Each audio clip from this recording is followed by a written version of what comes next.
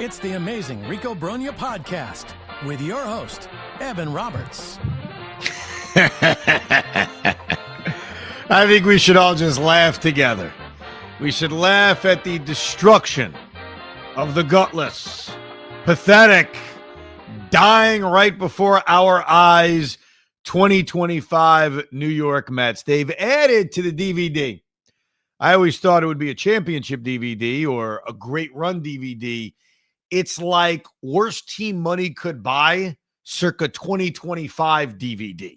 They may actually write a book about the 2025 Mets exploring how this possibly could have happened. And there was a new chapter on Friday night at Citi Field.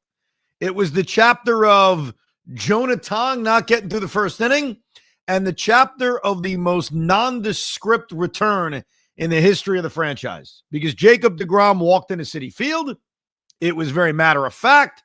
He twirled 7 innings. He barely broke a sweat. He didn't strike a lot of guys out. There was one inning where the Mets put something together against him, but really he faced no pressure because the Mets lost this game in the top of the first inning. And there was no grandiose return of Jacob deGrom because, quite frankly, everybody at Citi Field was stunned. And why were we stunned? I mean, should we be stunned? Should anything that involves this team being inept really stun us? But what an awful Friday night at Citi Field. Awful. Awful, awful, awful, awful. Let me start with this before we get into this game. They're dead. They're dead. And that's not me just giving you some negative, oh, woe is me, Met fan opinion. This is being as independently minded as I can, watching this garbage day after day after day. They're dead. And here's what I think the big difference between the 2007 Mets and the 2025 Mets. The big difference is the 2007 Mets collapsed, but they gave you that last gasp. Remember that Saturday afternoon against the Marlins? John Maine took a no-hitter into the 8th inning, and they blew out the Marlins on a Saturday. And with the help of the Phillies losing, destiny was back in their hands. You guys remember that? And so they went into game 162 with everything right in front of them, as Carlos Mendoza / Aaron Boone would tell us. So they showed a little fight. They gave you that tease, that last second tease, and then they cut it all off on game 162. This Met team, I don't even think will do that. I don't even think they're going to give us a tease. Are they giving us any sign of a tease that they're going to win a couple of games and then make us believe, oh, they're going to find a way to make the playoffs? Don't worry. Maybe they'll get hot at the right time. I don't even think they're going to do that. This is like nothing we've ever seen before, and I could almost argue this sport has never seen before.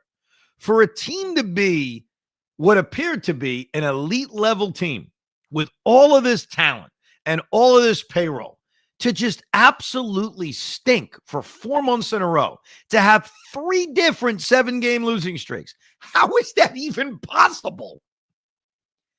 It's kind of remarkable what we're watching. And so I'd love to tell you, I'd love to say, hey, it's baseball. There's still a lot of time left. It's all still right in front of them. I can't even get it out with a straight face. I'd love to even quote Carlos Mendoza and tell you, hey, look, there's a lot of talent in that room. They stink. And there's no reason to believe any of that's going to change. And I know that you look at a game like this, and to many that either watched it on TV or went to the game, you thought and figured it's over in the first inning when Jonah Tong crumbled with 2 outs. And really, he crumbled ahead of Josh Young 0-2. He was a pitch away from getting through the first inning and it being scoreless. And he threw a fastball right down the middle on 0-2. I have no idea why. Right down the heart of the plate. And Young dunked one into right field. And that's when really hell all started breaking loose. And what turned into a disappointing 1-0 deficit was very quickly a disappointing 2-0 deficit. And then quickly turned into, he just walked Jonah Heim and the bases are loaded. He can't get a changeup over. And it turned into Cody Freeman hitting a 2-run single that turned it's 2-0 into, oh my God, they're down 4-0. This game feels over, which turned into Michael Hellman ripping one into the corner and turning Citi Field into a morgue. But here's what's funny about being down 6-0. And I was in the building. I got there right before first pitch. I'll give you some deGrom thoughts in a little bit and what the night was like. But here's the other thing that really killed me. So it's 6-0, and we're all depressed. And we're all thinking, my God, this game is over. But the reality is the game isn't over. The game isn't over because there are ways to come back from 6-0 down, even against someone as solid as Jacob deGrom. It's been done before. It can be done before. And here's the formula to coming back from 6-0 down in the first inning. It's a simple formula. And the Mets were following the formula. Number one, whoever they go to out of the bullpen, in this case, it was the newly called up Huáscar Brazoban, just keep it right there. Just keep it right there. And to Brazoban's credit, he comes in, he gets the final out. So instead of it being 7-0, and it could have been, it's 6-0. And Brazoban then twirls 3 more scoreless innings. So number one, can whoever the hell comes out of your bullpen just hold it right there? Step 2 is, I'm not asking for 7 runs. I know you're not going to do that against Jake, but could you get a run here and a run there and a run there? And honestly, I tell you exactly what it needed to be before the 4th or 5th inning. It needed to be 6-3. It's what I said to my son. I said, just cut it to 6-3 by the middle innings. Get Jake's pitch count up there, get to the Texas bullpen, and maybe you got some magic. So you need 2 things to at least begin the thought of a comeback. Number one, the bullpen's got to keep it right there. Check. Brazoban did a great job. And number 2, early in the game, you got to get a couple of runs back. And it didn't feel like they were going to do that because Jacob deGrom threw 7 pitches in the first inning, and it was 1-2-3.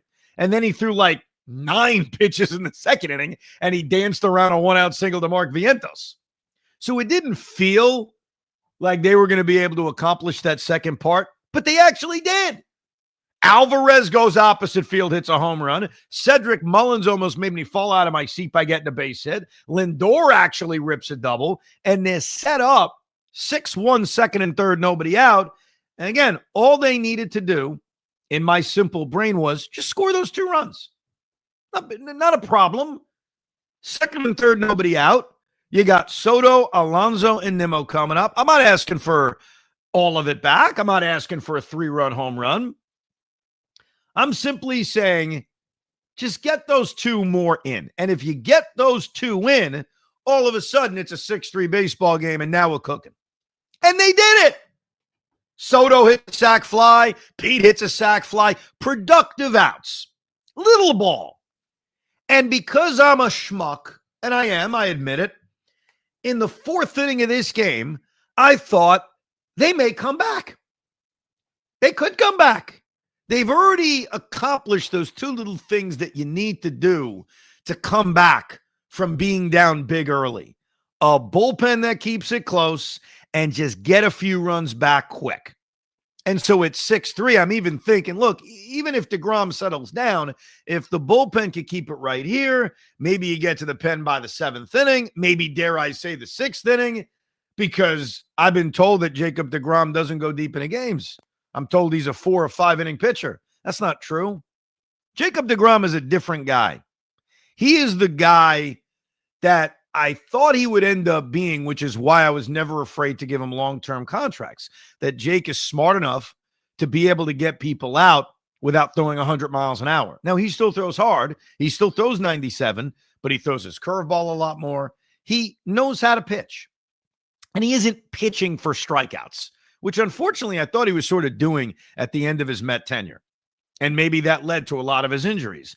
But this pitcher we saw was the guy I always envisioned he could be late in his career. Took him a while, but he's there. But the Mets were unable to make him work hard. Even after they got those 3 runs, they were unable to make him throw a lot of pitches. They were unable to foul a bunch of pitches off and get that pitch count high. It was 63 through 5. It was 77 through 6. So it was no surprise deGrom came out for the 7th inning.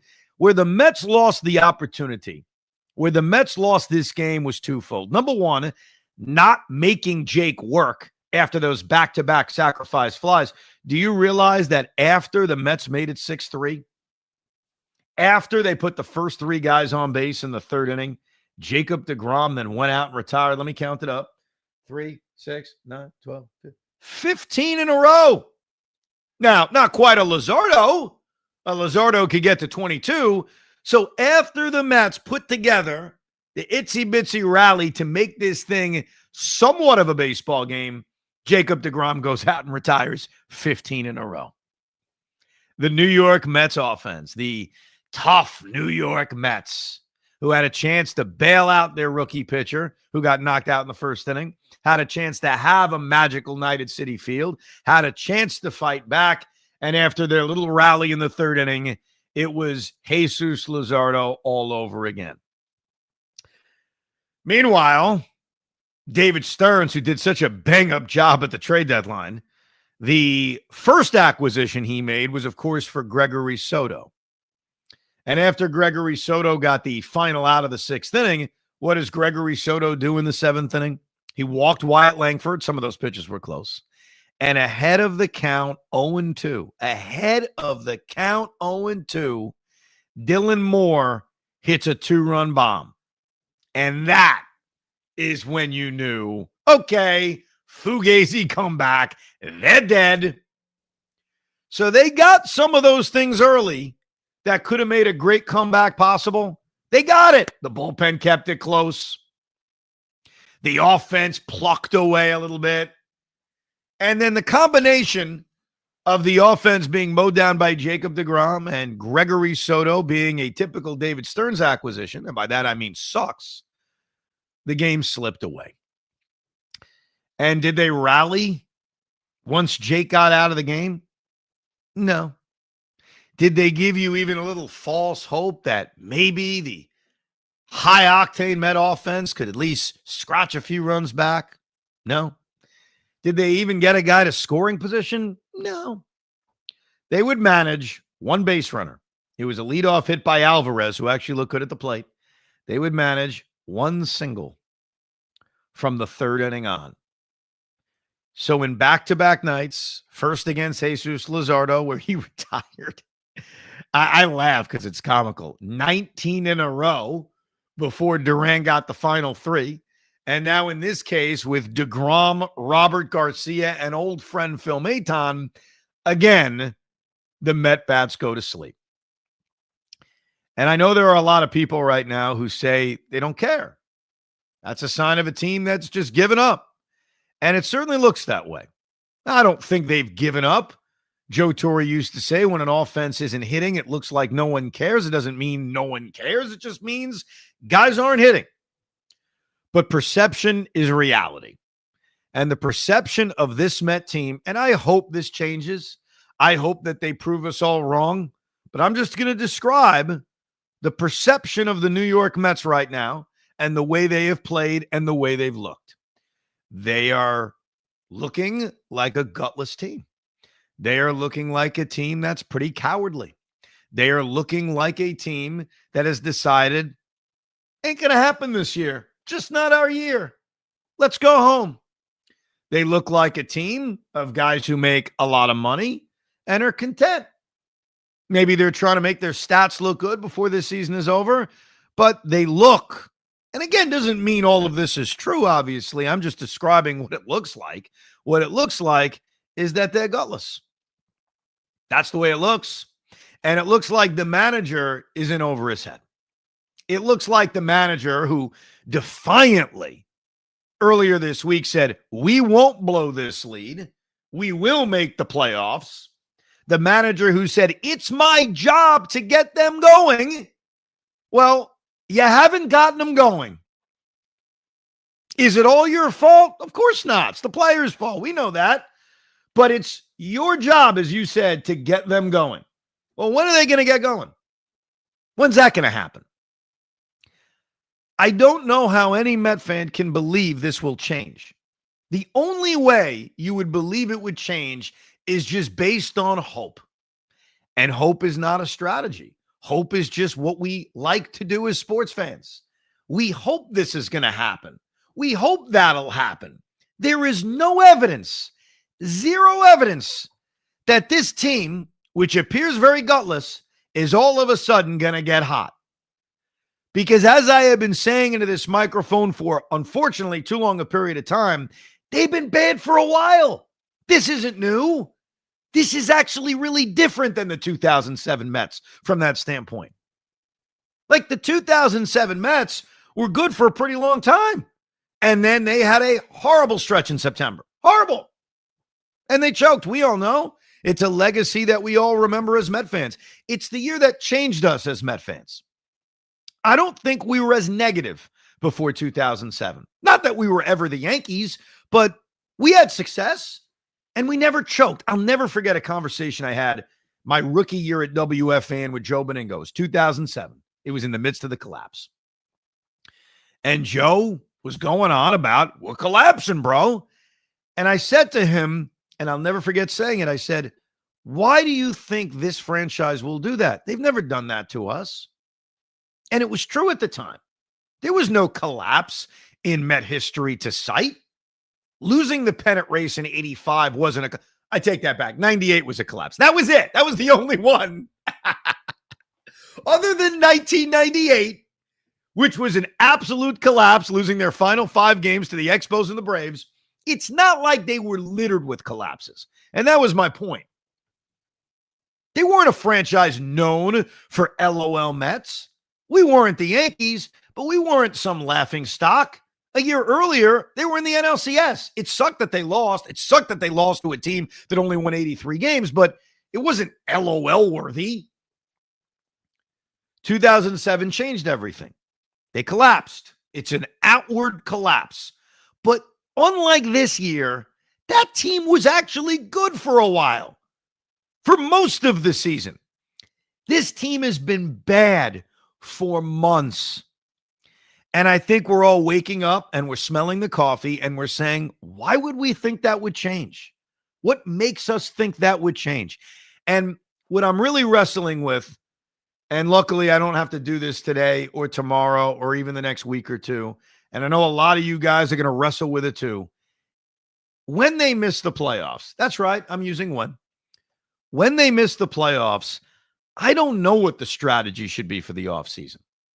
I think it's easy to say, and I lean towards it, blow it up. No one should be safe. The core is rotten. I can't argue with any of that right now. But I like to have plans. I like to say, okay, this is what I would do. I'd go after this. I'd go after that. They need this. They need that. I'm having a tough time understanding because this is still stunning to me that this team has become so bad for so long. Couple of other things. Jonah Tong, would I give him another start? It's a fair question. I lean towards giving him another opportunity, but I think I would do it on a very short leash. And I think I would do it with someone, one of these failed starting pitchers, maybe being the insurance policy. Maybe it is Sean Manaea if his next start isn't effective. Maybe it is Clay Holmes. I don't think Kodai Senga would necessarily fit in that role. But what leans me towards giving Jonah another opportunity is A, he's only had 3 starts. One was fine, tough to judge. He had an early 12-0 lead. The other was very average, but not horrible. And this one was obviously horrible.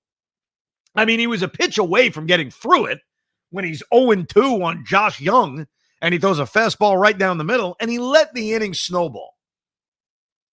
But it's not like they have so many better options, which is why I lean towards, you know what? I'll give him another opportunity. But I felt bad for him. I really did. I felt bad for myself. I felt bad for 39,000 people or whatever the heck they announced tonight. It wasn't a sellout, but whatever they announced tonight, I felt bad for them, but I did feel bad for the kid. The Mets are relying on 3 young starting pitchers. I think all 3 deserve to be here, so I don't think necessarily the Mets were desperate to call them up. I think we're desperate to rely on them. We're desperate to say, oh my God, we need them to be great because Clay Holmes is a 4-inning pitcher, because Sean Manaea has been a problem, because Kodai Senga is twirling in AAA. That's what feels unfair. One play I want to bring up, and then we'll get into deGrom. There was a play in the 2nd inning of this game. And I know it didn't turn into anything, but to me, it was so symbolic of the state of this franchise and where they are right now. There were 2 outs and nobody on, and Jake Berger hits a ground ball to first base. And Huascar Brazoban, and I know it's tough to pick on him because he did a hell of a job on the mound, just wasn't paying attention. Did not have his head in the game, and so did not cover first base. Pete Alonso stops, and you can see the disgust in his eyes. He just stops as if, all right, I'm not going to make the throw. Then he's like, Huascar's running over there late. Let me make the throw. And Brazoban puts his head down, not knowing the throw's coming. And so the throw not only gets past Brazoban, Berger was going to beat it out anyway, but it bounces into the dugout, so Berger goes to second. That play elicited loud boos. That play was disgusting and was the epitome of how this team has their collective head squarely up all of their own asses. It didn't turn into anything. It didn't turn into runs, but damn, was it embarrassing. It's embarrassing. And that's the word I would use to describe this team. They're embarrassing.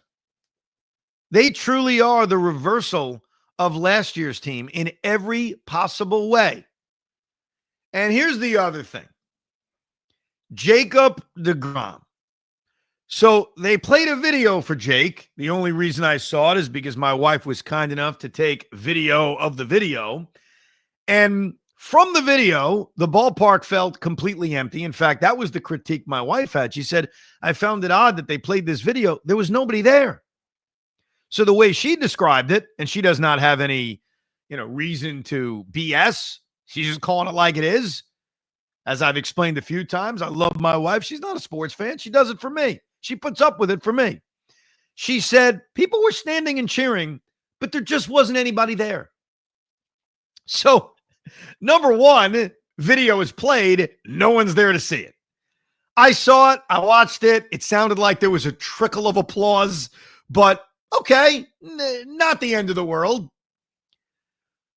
I remember Doc on the mound as a Yankee, and what I remember is him walking out of that visiting dugout on that afternoon in 2000 and surreally watching Dwight Gooden walk onto a Shea Stadium mound for the first time as an opponent. Obviously, the Yankee jersey made it even weirder, and that's all I remember. I remember the game, but in terms of the emotions of Doc's return, I remember that. I don't even remember if there was a video.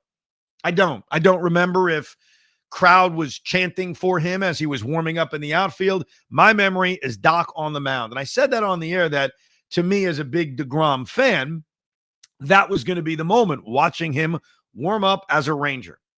What I did not take into account, I'm sorry, I guess I should have, is that this loser team would be down 6-0 while he was doing it. And so for that reason, and maybe others, maybe Met fans just don't like Jacob deGrom. Possible. Maybe I've misread it, and I'm the only loser who appreciated his brilliance while he was here. And maybe most of you people would just give Matt Harvey a standing ovation because you liked him and he had a cool nickname and you perceived him as being tougher. I don't know. Not going to fight this fight tonight. But there was no reaction. It was the most anticlimactic thing I have ever seen. Jacob deGrom's return to Citi Field could have been the Mets facing anybody. There was no extra buzz. There was no extra excitement. There wasn't a round of applause as he warmed up. There wasn't even a big cheer when he walked off the mound. Not that there should have been. We were getting embarrassed.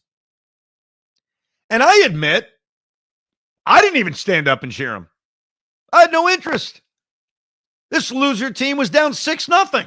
I'm not cheering anybody. I'm disgusted. I'm questioning my life. I'm wondering how Steve Cohen could still have the balls to raise season ticket prices when the team is going to choke their way out of a playoff spot.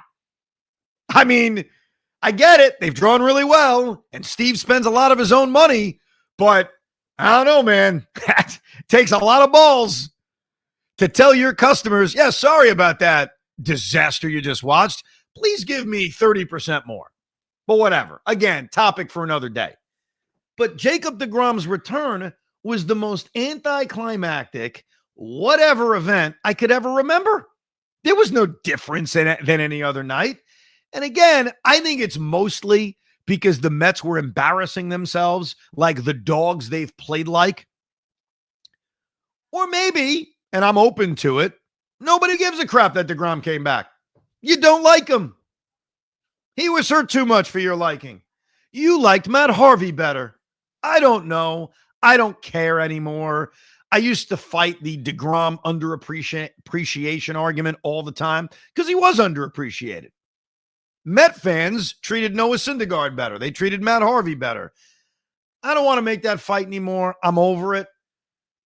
I'm just going to blame the fact that this current team stinks so badly that they beat the care out of people and nobody cared.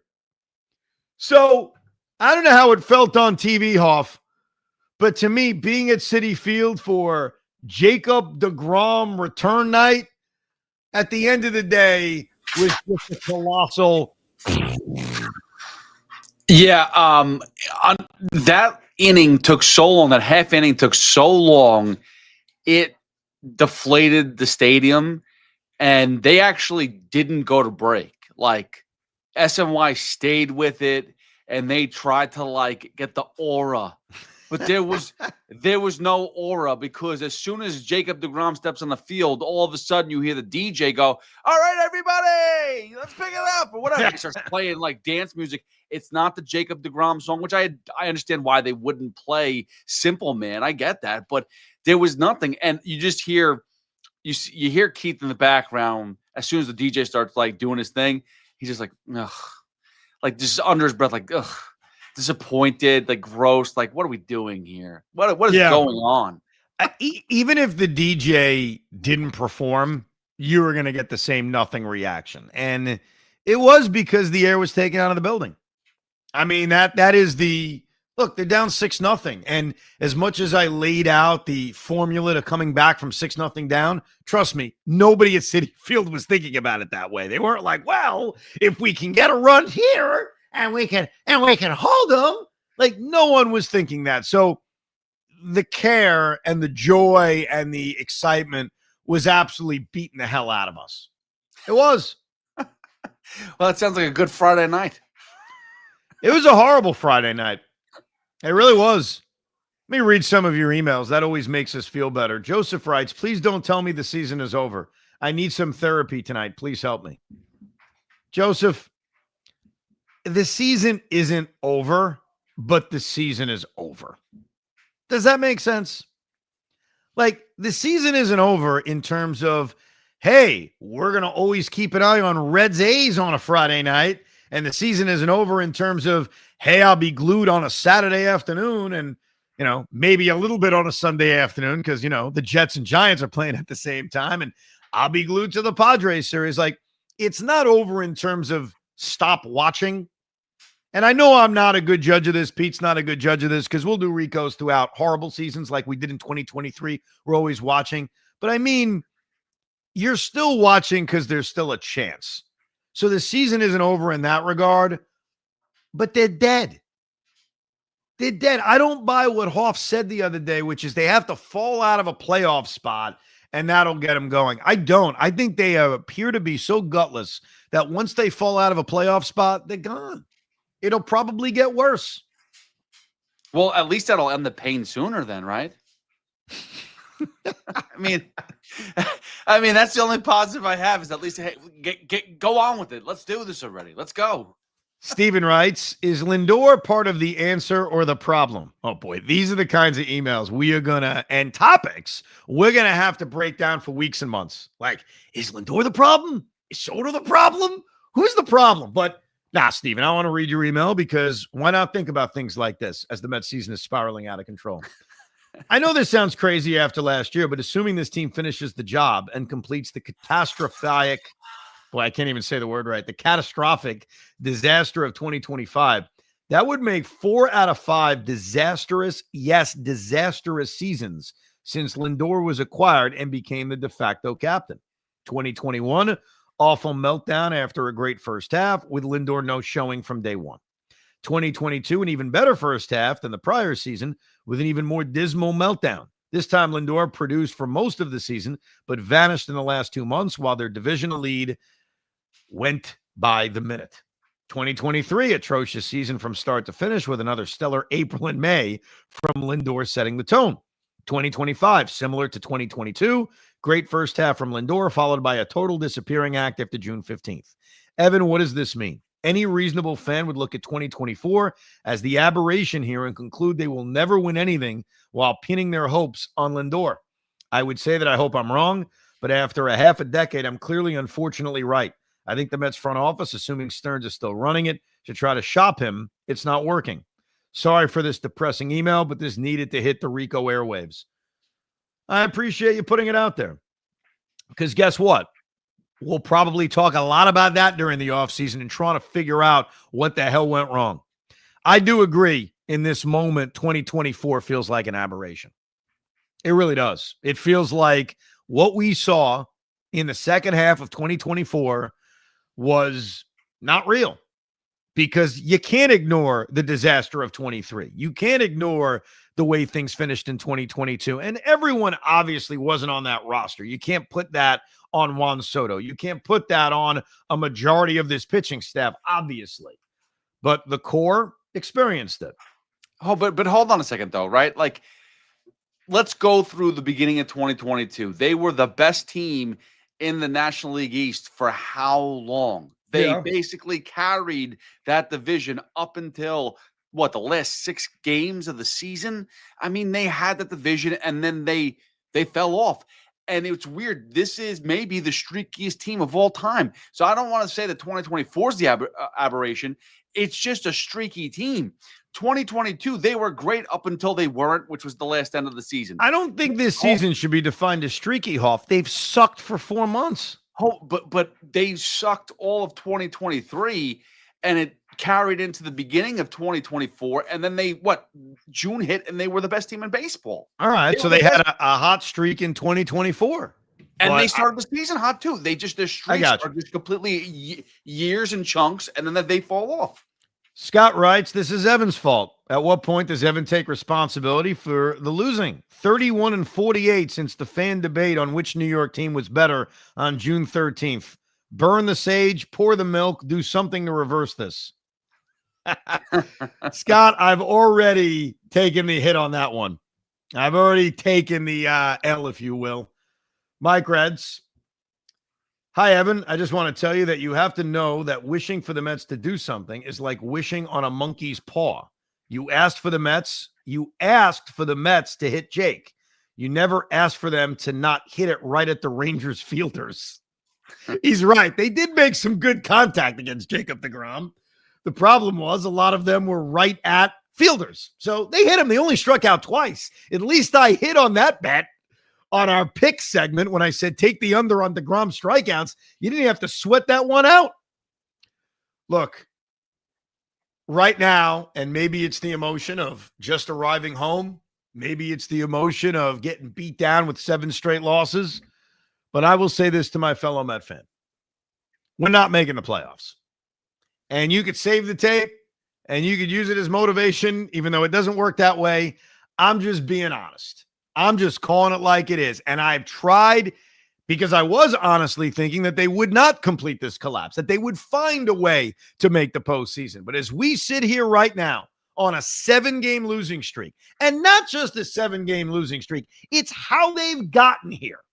It's the 22 in a row against Luzardo. It's being down 6-0 before you could get a hot dog. It's the lifeless at-bats. It's everything. It's relying on the young arms now, putting it all on them. The reality is, I'd be lying to you if I said they're going to find a way.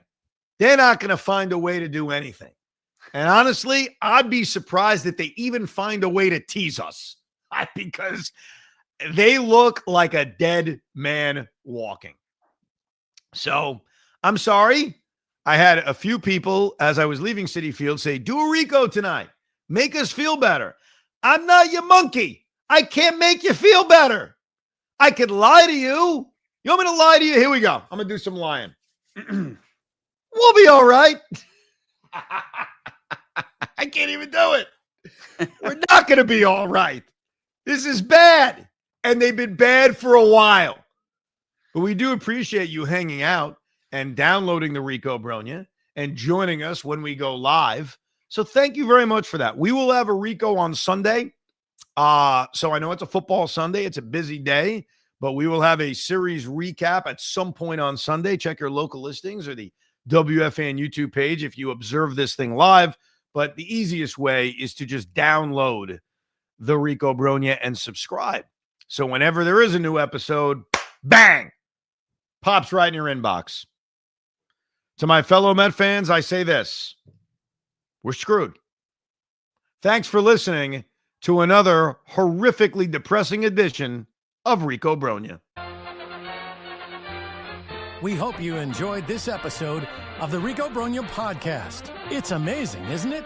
Make sure you download it now to keep it on you at all times.